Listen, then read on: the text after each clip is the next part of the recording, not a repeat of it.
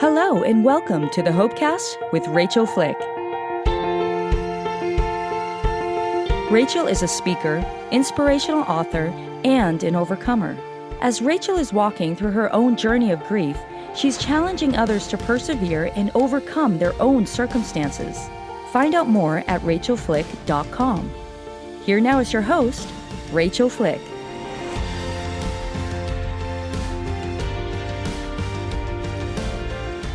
Hey everybody, welcome to this week's episode of the Hopecast with Rachael Flick. Today I have the honor of bringing you my friends Bob and Enne Goss. They've been married since 1984. They have 4 grown children, 3 sons-in-law, a daughter-in-law, and 3 grandsons.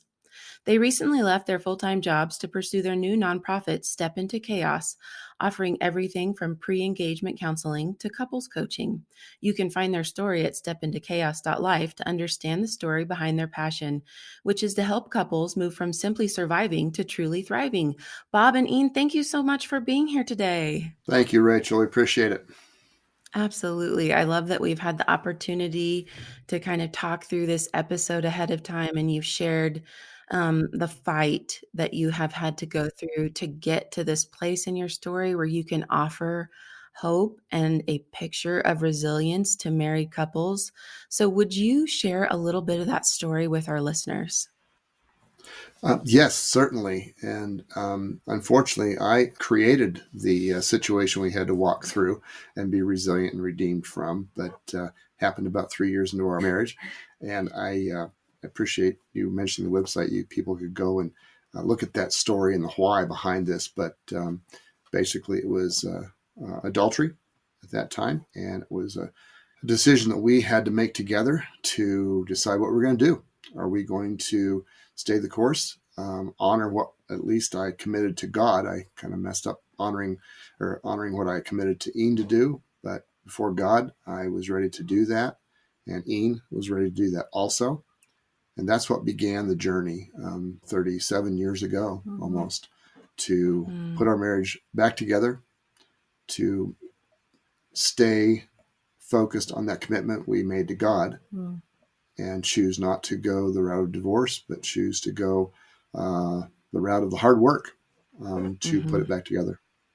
Enne, I know the question a lot of listeners are thinking about is, why did you choose to stay and to work on it? Because you had the biblical out to leave. And so what worked in your heart to make you willing to attempt to reconcile?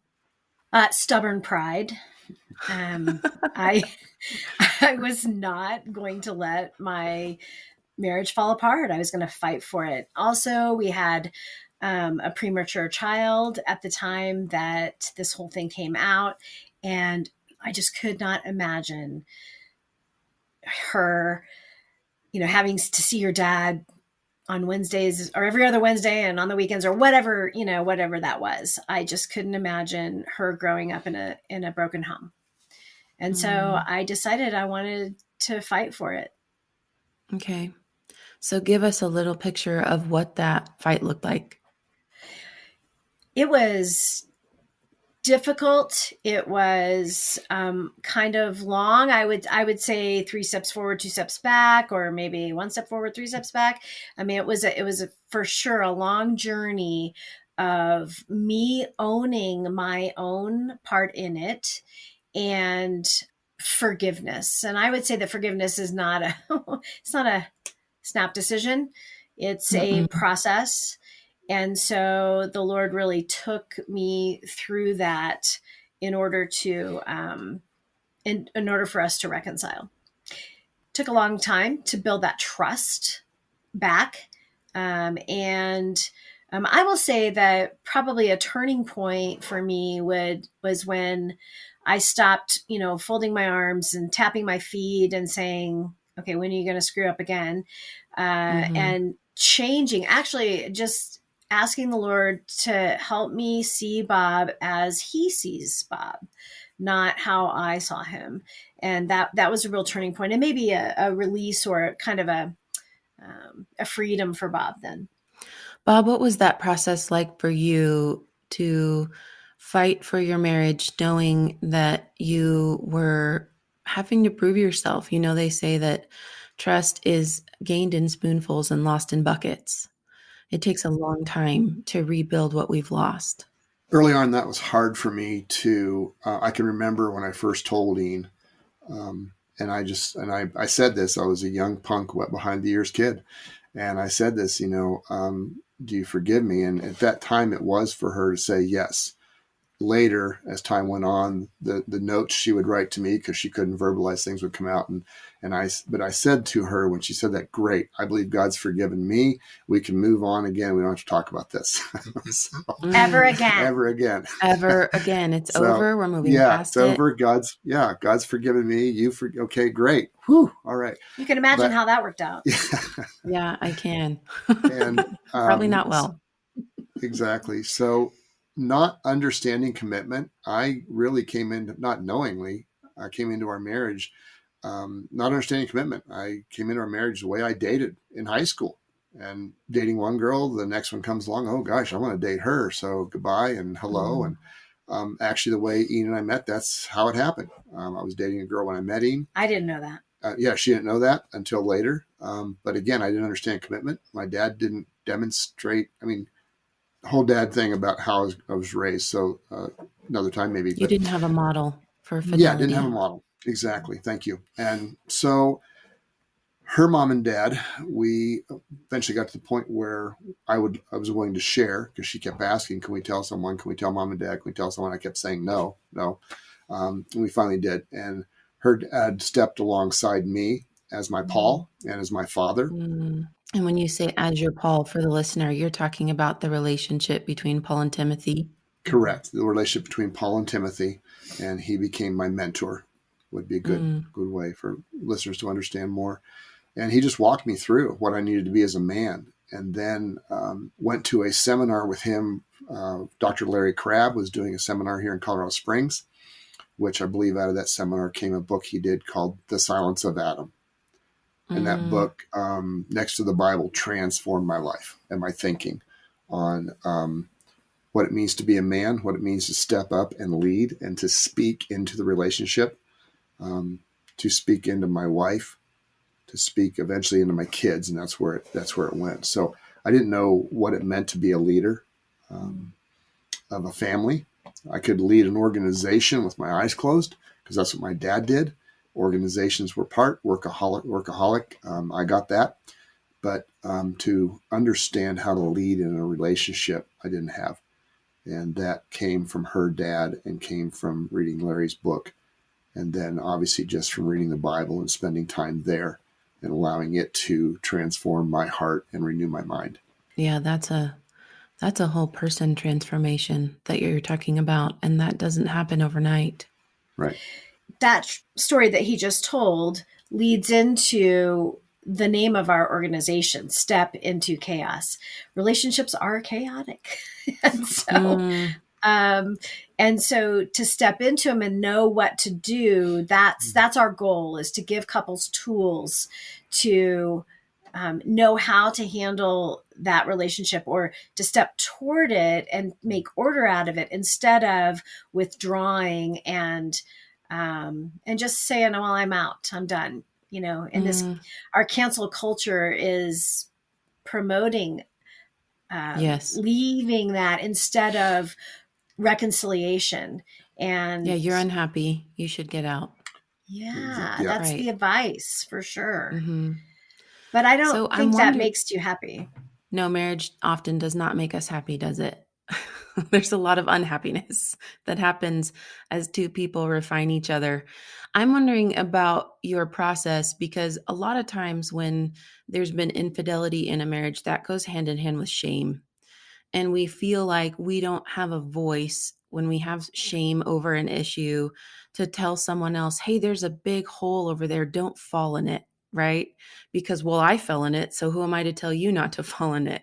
So what did that look like as you transitioned from in this healing process to go, you know what, I have such ownership and healing in my story that I feel ready to create a ministry here and to pour into other couples and to try to help them either not go and fall in the hole or how to get out of the hole?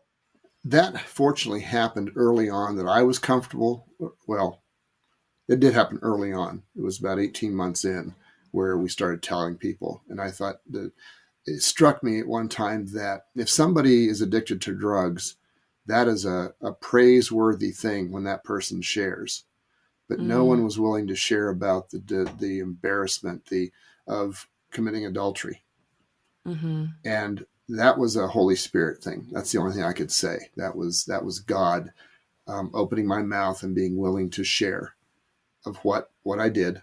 And Enne followed along with that. Really, she was looking to share with her parents and others. And so maybe not the whole world at that point. Well, no, not the whole world at Right. that point, but a key group Trusted of couples. people. Yes, a key group of people we kind of grew up as couples with. We still have 6 of those relationships are still strong, 30 some years later.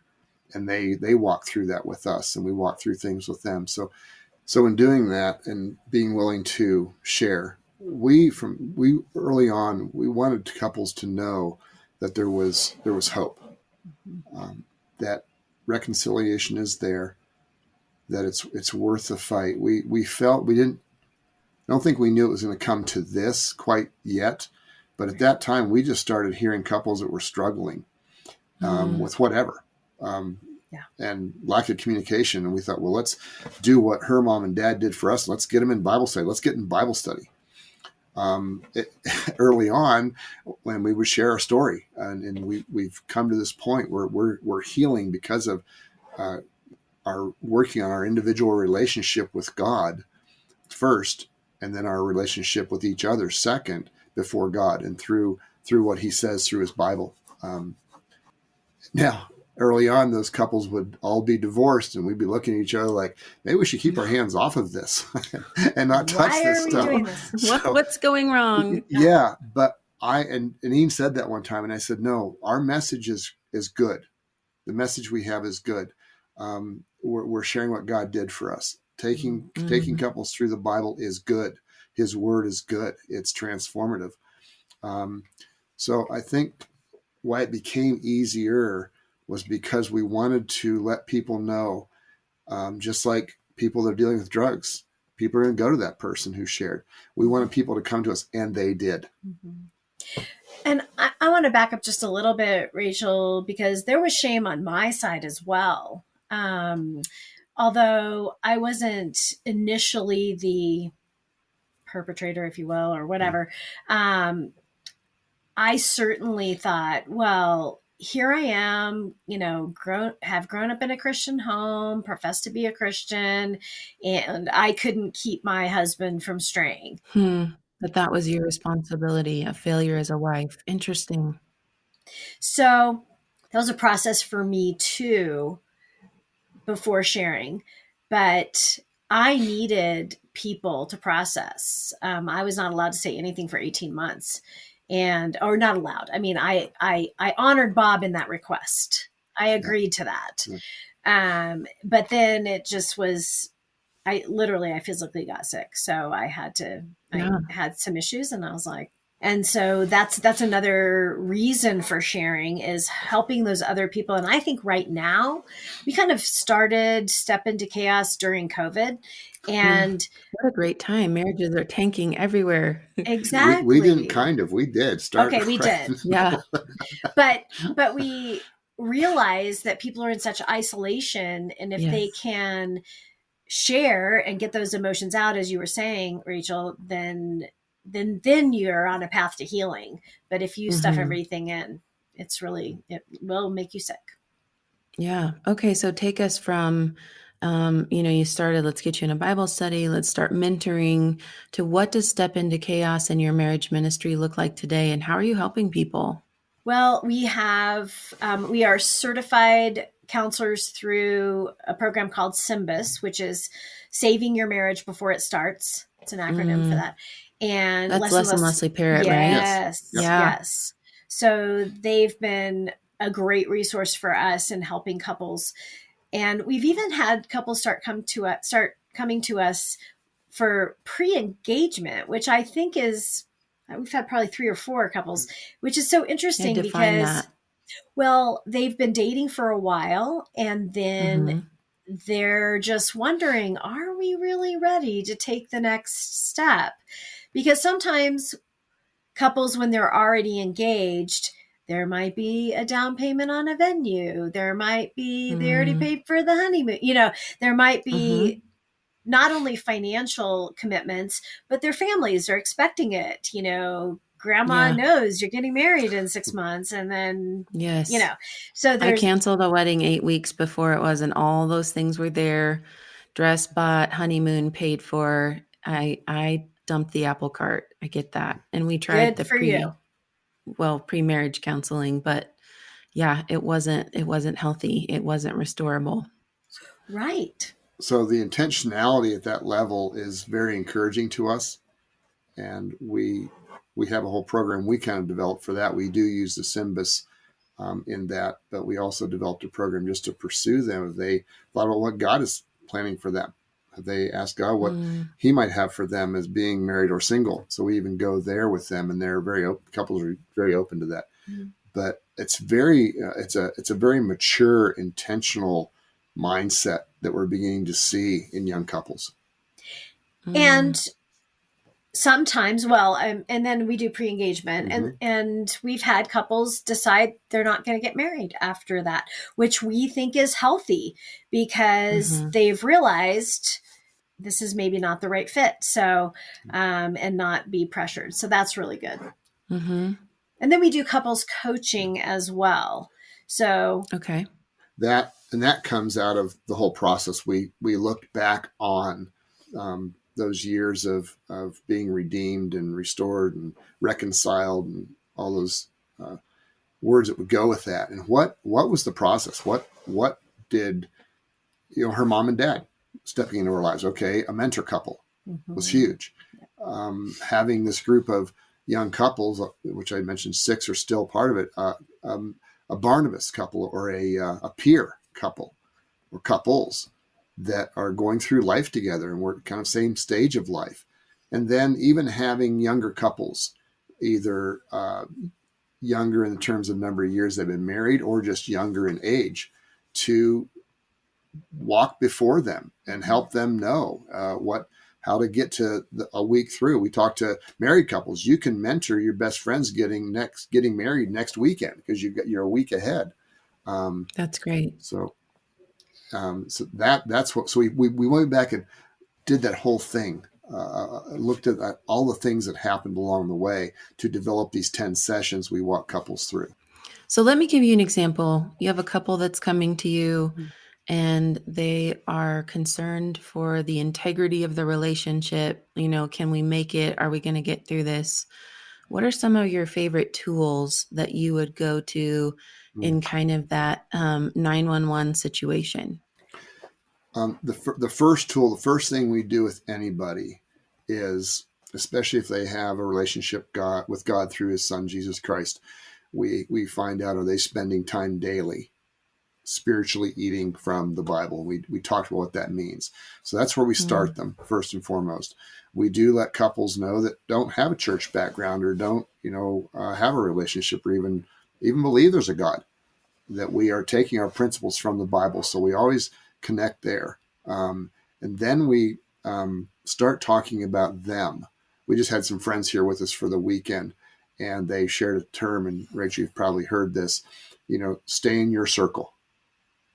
So we talk about the husband changing himself and what needs to happen. We talk about the wife changing themselves, that we're not here to fix you as a couple immediately. We want to work with what you're dealing with as a spouse and how you're dealing with your spouse.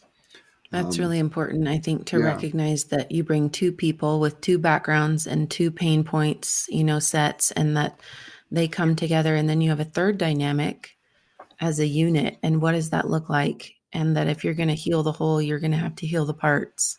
Exactly. So we talk a lot about making I statements rather than you statements, not being accusatory, but that's, as our friends just said, staying in your own circle. Okay. This is, what do I need to do?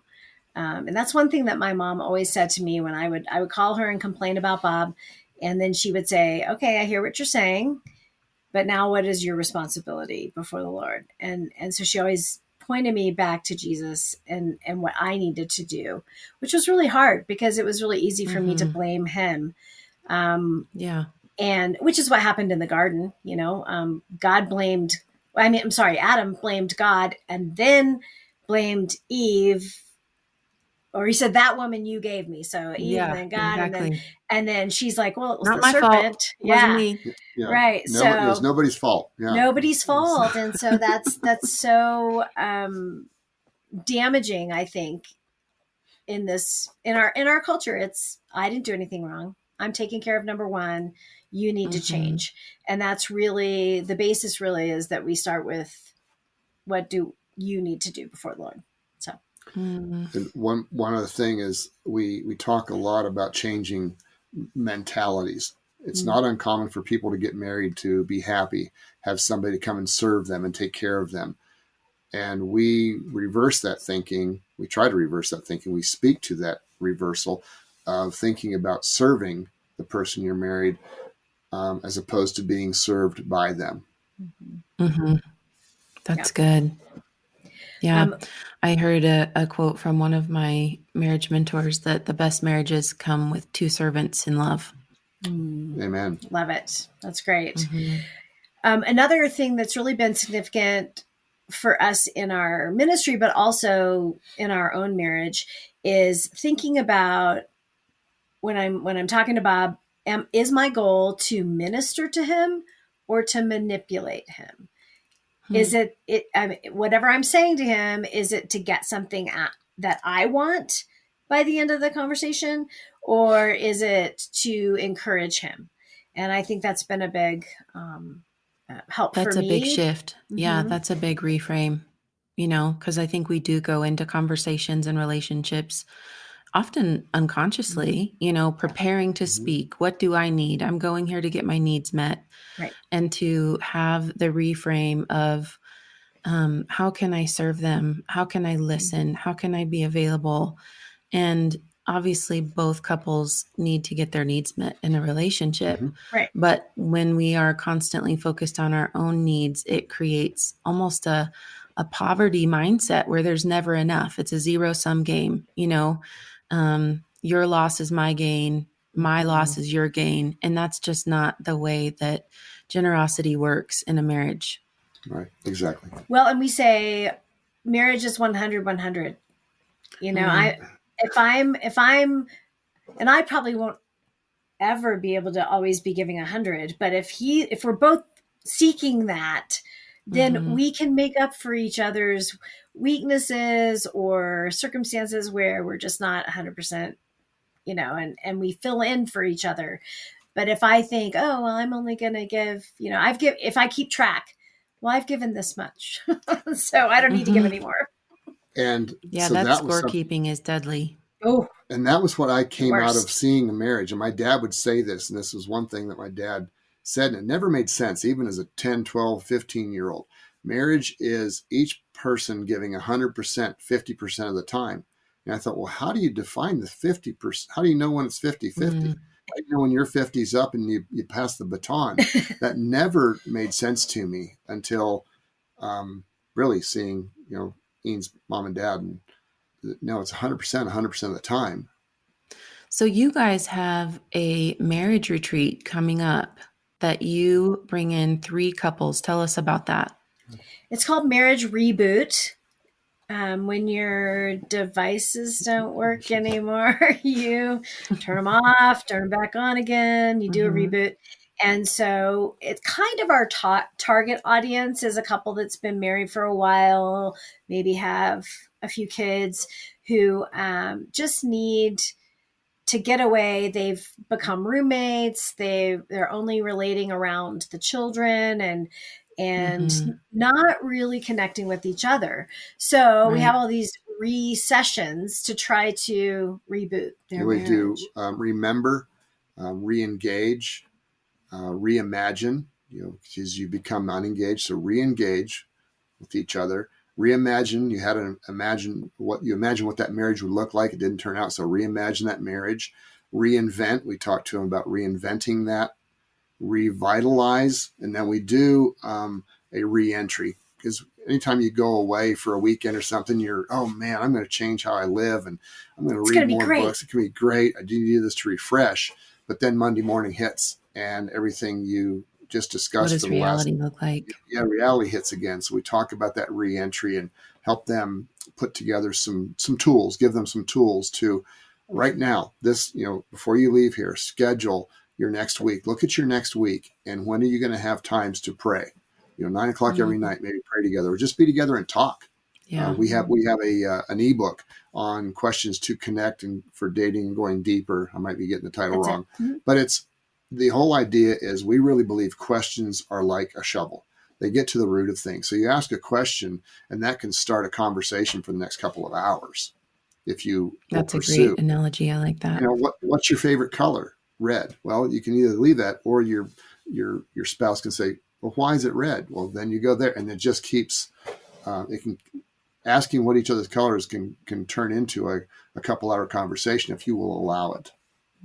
That's really great. I love that. So you have one coming up. When is the one that you have one spot available for? So one more couple to join you. April 29th to May 1st. So the last weekend of April. And 2022, whenever you're listening to this episode. Yes. That's and right. we have 2 couples already signed up and we just need one more. So that would be great. If anybody out there would like to join us for Marriage Reboot, we would love that. That's awesome. Okay. So you guys can find Bob and Enne's ministry, Step Into Chaos, at stepintochaos.life. And they have an awesome ebook that you can download. Tell us again the name of that ebook that they're looking for. Questions to Connect for Dating and Going Deeper. Perfect. That's awesome. You guys are amazing. And I just, I think knowing what you've fought through and who you are today, just adds so much validity and authenticity to the story and the help that you bring. And I'm excited for people to get to know more about what you do and for you to be able to help more people. And if you are that couple who needs to go on the Marriage Reboot weekend, reach out to Bob and Enne and talk to them about what that's going to look like. Thank you guys so much for being on the show with me today. Thank you, Rachael. We appreciate you. We appreciate Thank you so much. Absolutely. This was awesome. Everybody, thank you so much for joining me on this week's episode of the Hopecast with Bob and Enne Goss. You can find me at contact@rachelflick.com. If you would subscribe, rate, and review the Hopecast, that helps get this message to more people for more hope. Everybody have a wonderful week, and I'll see you next time on the Hopecast. You've been listening to the Hopecast with Rachael Flick. To find out more, go to rachaelflick.com. While you're there, you can book Rachael for your next speaking engagement. Her inspiring message will be sure to engage and touch the heart of your audience at your next conference, church event, or business function. Go to rachaelflick.com to book her today. While you're online, you can discover more information about all of the platforms that this podcast is on. Also, be sure to click on the social media icons at the top of the page, and you will be directed to Rachael's social media sites. If you listen to the show on Apple Podcasts, we would appreciate if you would subscribe and leave us a review. Well, that's all the time we have for this episode. Thanks for joining us, and we will see you next time for another edition of the Hopecast with Rachael Flick.